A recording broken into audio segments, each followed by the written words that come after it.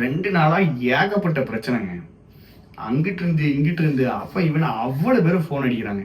இவன் வந்து all India rank இந்த பையன் அப்படின்னு தெரிஞ்ச உடனே இங்கிட்டு வாங்க அங்க வாங்க அங்க வாங்க, நான் உங்களுக்கு அப்படி இப்படி இப்படி இப்படின்னு கூப்பிட்டு ஃபர்ஸ்ட் ரொம்ப ஷாக் ஆயிட்டேன்னா இவனுக்கு வந்துட்டு ஆல் இண்டியா ரேங்க்னு எங்களுக்கு தெரியாது.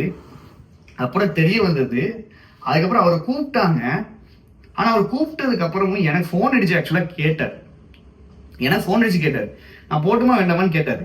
இப்போ நான் வந்துட்டு நீங்க வந்து சார்ட்ட பேசுங்க, அப்புறம் உங்க முடிவு அப்படிங்கிற மாதிரி சொல்லிட்டு இருந்தேன். ஆனா அதுக்குள்ள ஒரு 2 மணி நேரத்துக்குள்ள தீவிரமாகி 2-3 இடத்துல இருந்து டக்கு டக்கு டக்குன்னு கூப்பிட்டு எனக்கு வந்துட்டு ஒரு கட்டத்துல வந்துட்டு 2-3 பேர்ட்ட நான் விசாரிக்கிறேன், பேசுறேன். அப்ப அவங்க சொல்றாங்க கண்டிப்பா அவங்க கஷ்டப்பட்ட பையன், அப்போ அவங்க கூப்பிடும் போது அவன் கண்டிப்பா அங்கெல்லாம் போக தான் செய்வான், அவங்க சொல்ற மாதிரி பேசுறது இது இயல்பு தானே அப்படிங்கிற மாதிரிலாம் பேச ஆரம்பிச்சிட்டாங்க. எனக்கு ரொம்ப ஒரு என்ன சொல்றது, ஒரு ஷாக்கிங் ஆகிட்டு கஷ்டமா இருந்துச்சு. என்னடா இது இப்படி, அதாவது ரிசல்ட்டுக்கு முன்னாடி ஒரு மாதிரி இருக்காங்க.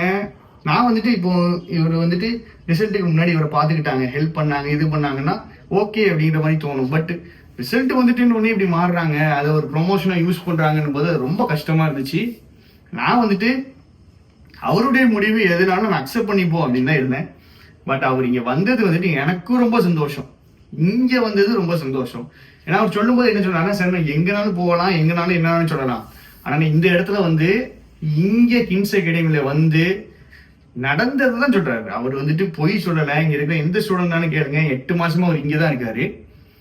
இங்க வந்து நான் சொன்னேன்னா என்னைய மாதிரி 50 பேர் பாஸ் ஆவாங்க, என்னைய மாதிரி 100 பேர் படிப்பாங்க, என்னைய பேர் 200 பேர் முயற்சி செய்வாங்க அப்படின்னாரு. ஸோ அதுக்கு வந்துட்டு ஒரு மிகப்பெரிய நன்றி, சரிங்களா? ஏன்னா நான் வந்துட்டு காசு எல்லாத்தையும் மாத்திரும் அப்படின்னு நம்பவே மாட்டேன். காசுனால என்னனாலும் பண்ண முடியும்னு சொன்னா நான் அதை ஏத்துக்கவே மாட்டேன். அதுக்கு ஒரு ப்ரூஃப் தான் எவ்வளவு காசு கொடுத்தாலும் என்ன பண்ணாலும் நான் இங்கதான் வந்து இந்த இடத்துல வந்து நான் சொல்லுவேன் அப்படின்னு சொன்னதுக்காக தம்பிக்கு பெரிய ஒரு நன்றி.